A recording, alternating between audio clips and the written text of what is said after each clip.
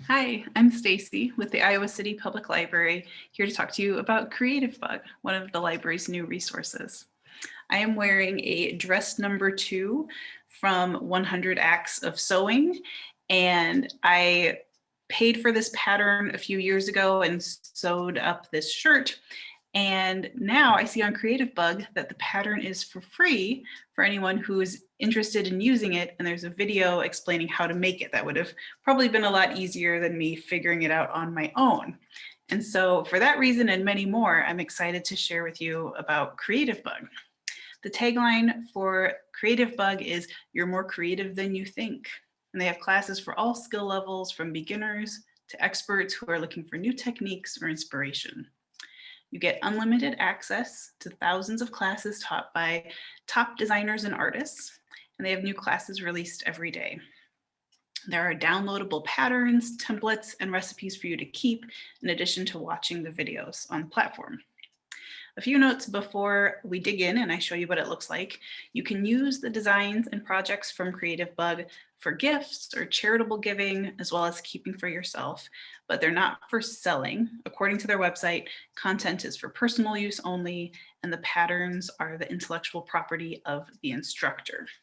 But of course, you could take one of their embroidery classes, for example, to build up your skills and then make your own pattern for selling if you're interested in that.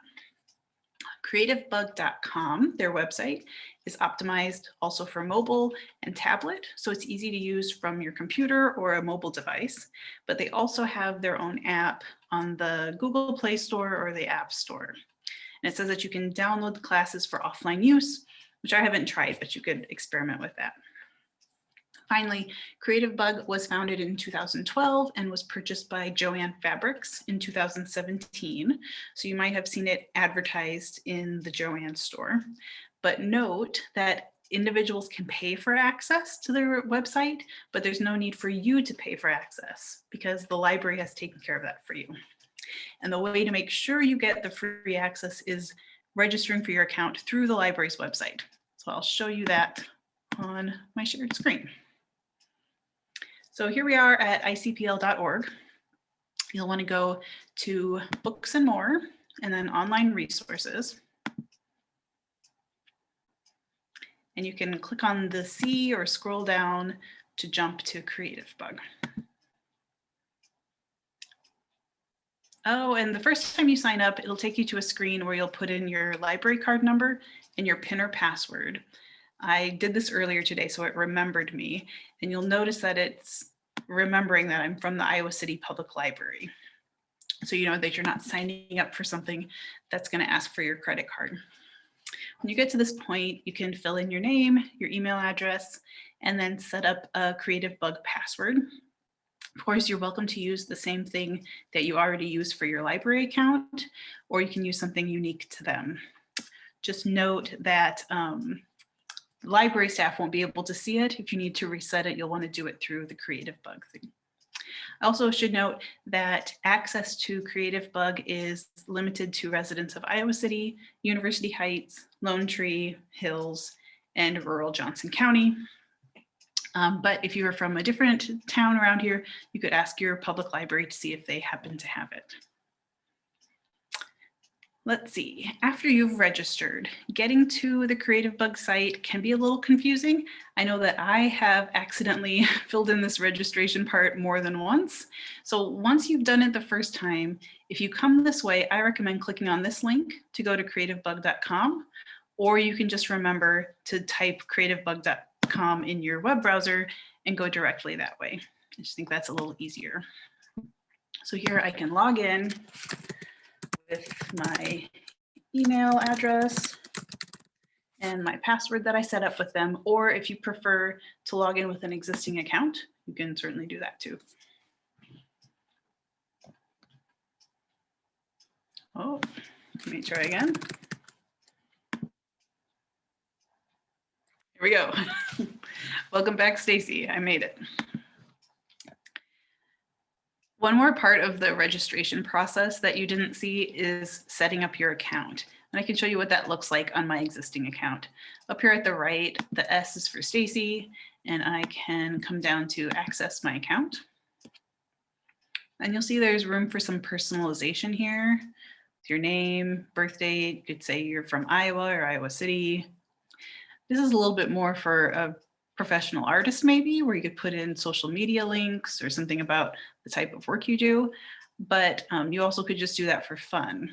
And why would you bother with this? Because there's a whole community section where other people have put in their own information. So you could make contacts or see what other people are interested in if they have similar taste to you.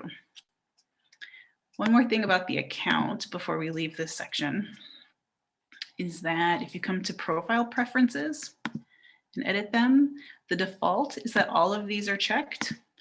So if any of these are something that you'd rather not have shown to the other people using this platform, you can uncheck them and save. Do whatever seems right for you. Okay, so let's go back to the home page and I'll show you how to navigate around this website. You can look for classes that might interest you several different ways. One is to just scroll through this home page. These are things that I started earlier and that are recommended for me, but you can also see what's new, what's been popular, and scroll through, see those options, see what seasonal options they're offering, things like that. Another option is to search in the search bar.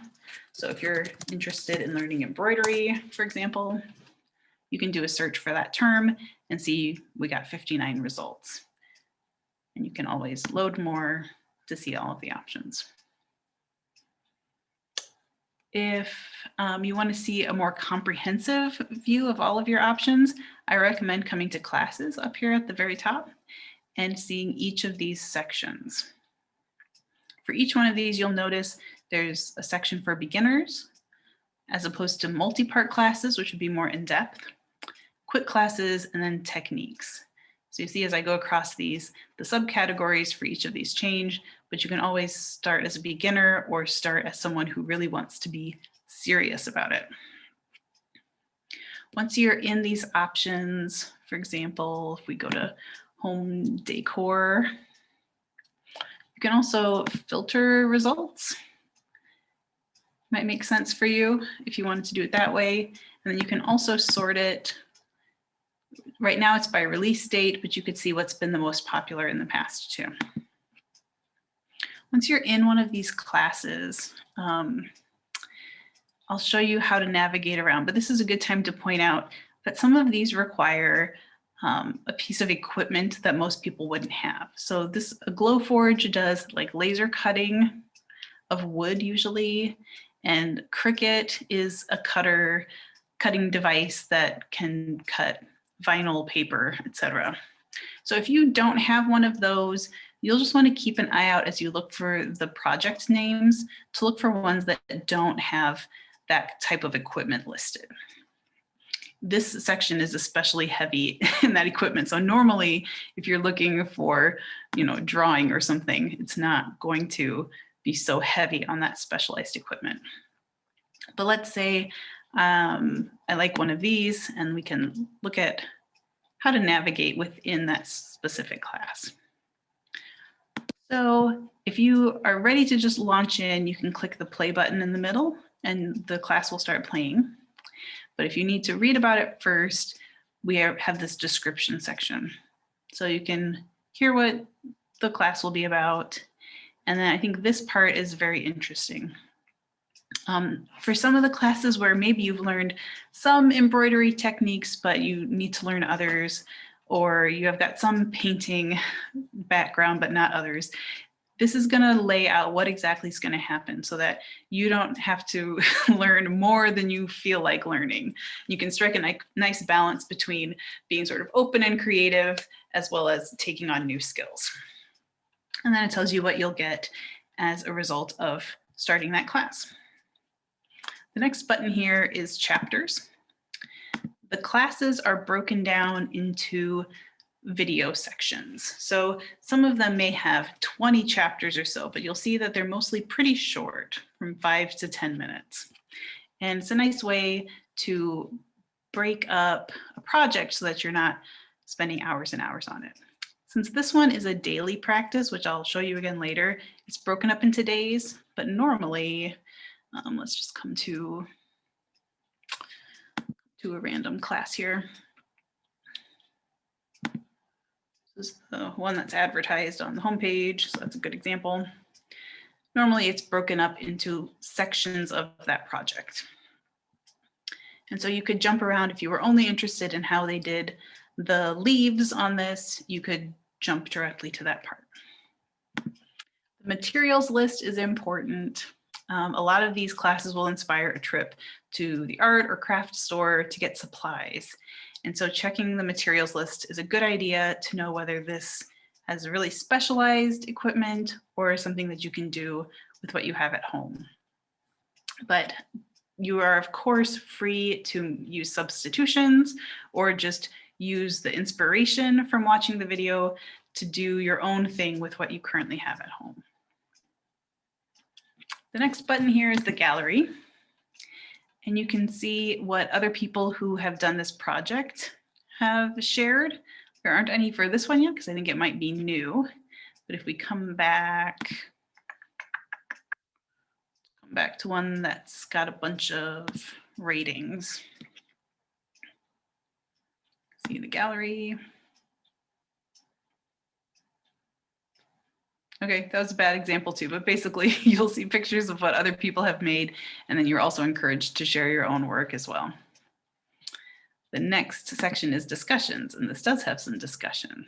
So what's cool about this is that you can ask questions and the instructor or someone from Creativebug will reply with answers to help you keep going. The next section is notes. If you needed to write down a note to yourself about something that you heard in the introduction or some equipment that you needed before you could get started, you could save that here if that worked for you. You can also add things to your watch list if you know you'd like to do it sometime, but right now is not the time. And then the transcript is an interesting feature. It shows you the exact text of what the instructor says. And I don't know if you can tell, but it's highlighting and making them a link. So if you wanted to jump ahead to the section where they talked about the patch pockets or whatever, you could click this link and it would queue up that section of the video. It doesn't make a lot of sense in the introduction, but if we jumped ahead to a different video and opened up the transcript, you'll see that this is really long, but if you didn't want to have to rewatch it to figure out where the zigzagging part was, you could jump straight to it on the video. It's pretty convenient. There's also a closed captioning option if that works better for your brain too. Coming back to the homepage, you will notice these 3 tabs across the top. So we've been in the Explore section when we were looking at the featured videos. You can also come to My Classes. This is where I have my watch list of things that I've tagged for later. You can also find that by coming up to this menu and going straight to your watch list. It also shows things that I've recently watched. So I partially watched several things. I could go back and finish them up. And then the gallery, this shows up in a few different places, but unlike the little galleries in a particular project, this is everything all jumbled together. So if you're just getting started and you don't even know what you feel like doing or what the possibilities are, this could be a fun place to load up some inspiration. The other way that you can navigate around is this top section. So I already showed you the classes where you can see everything all listed by topic. You can do the inspiration section here too. So the inspiration feed is the same as the gallery. The calendar you might like if you get really into this and you want to see what's absolutely new. It tells you what's been released in the last month. And then there's a section here or a link for instructors. That's also in this CBTV section, which is Creativebug Television. These are some supplemental videos that are maybe a little more fun or help you decide what you want to take. So there are lookbooks for each month that have a little preview of the new classes, extra videos with maybe time lapses or really fast classes. CB Live are things that they've put on Facebook as like short demonstrations or interviews. So you can watch those all here, and they're all collected. And then meet the instructors. This might not sound very interesting, but some of these people are very well known in the craft world. And so it might be really fun for you to get to see their personal workspaces, hear a little bit of them talking about how they do their own creative projects, things like that. I watched this Cafe Facet one the other day, and it was just kind of wonderful to get a peek into someone's creative world. The last section up here is daily practice. The idea is that these videos are 5 to 10 minutes long, and they're little exercises or projects designed to keep your creative skills sharp and help you out when you only have a few minutes a day to do something. There are, they say, thousands of people take these every day to experience the satisfaction and joy of creating. When I first looked at this, I was confused because they said it's 5 to 10 minutes, but then this class is 5.5 hours, 3.5 hours. So what I learned pretty quickly is that this is about a month's worth of daily practices. So as you scroll down and go to the chapters again, you'll see that it's broken up by days. And so you could jump around to whatever you felt like doing. Of course, you don't have to watch them in order. And that is Creativebug. We hope that you will play around with the classes in Creativebug, make things, and let us know if you have any questions or any trouble that we can help with. You can call, chat with, email, or stop into the library. We'll be happy to help.